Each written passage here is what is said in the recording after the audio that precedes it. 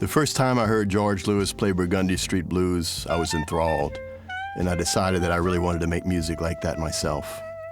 It was the spring of 1962. I just turned 13, and I'd never seen anything like that before.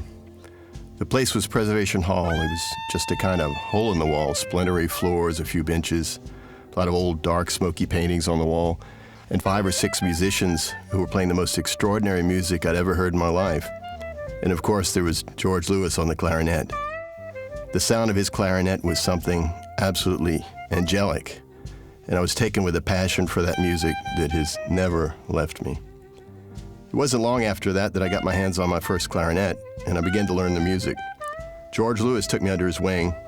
I took lessons with him and learned at the feet of all those wonderful old masters.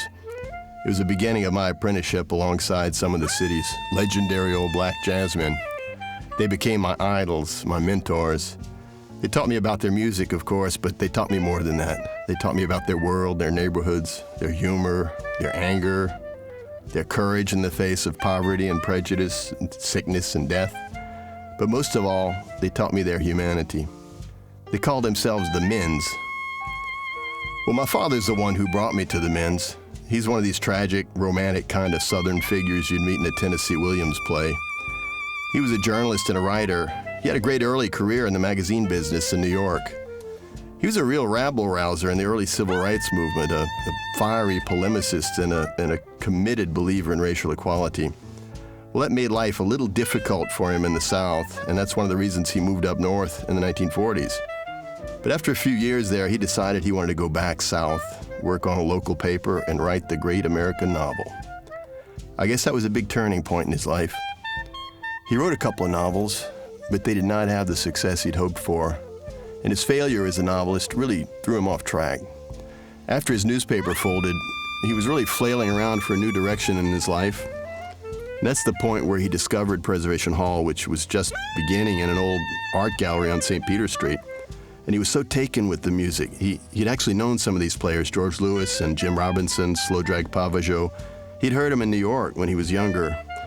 And when he found this place, Preservation Hall, with these musicians whose music he loved, these men he respected so much, it was like an oasis of humanity in his troubled life, and he brought me into that world.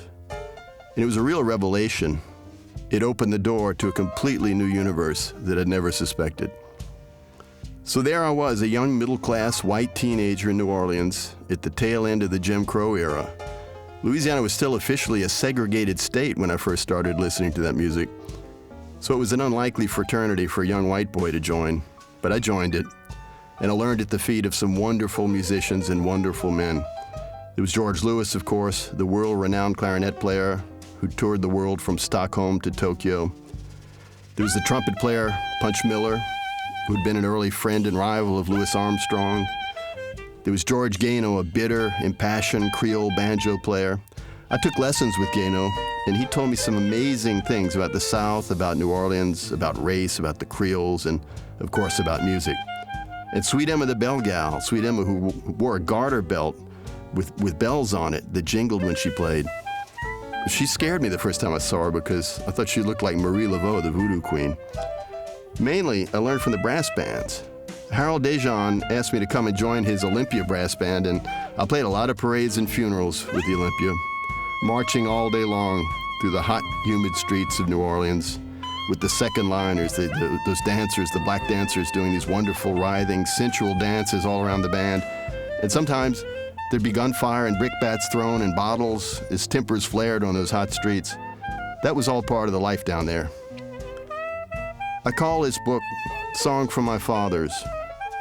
It's a song for my white father who sired me and raised me and taught me, but also for the black fathers who inspired me and encouraged me and enriched my life beyond measure.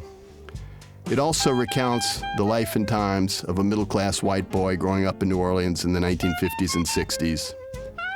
New Orleans is really more than a backdrop to this drama. It's perhaps a central player, because this story could not have taken place in any other city in the world. The book was actually written several years before Hurricane Katrina smashed into New Orleans and changed its face forever. In the wake of that cataclysm, these memories may seem especially poignant and nostalgic. In fact, the New Orleans of which I speak had mostly faded into history long before Katrina struck, a victim of time, progress, and the eternal passing of generations.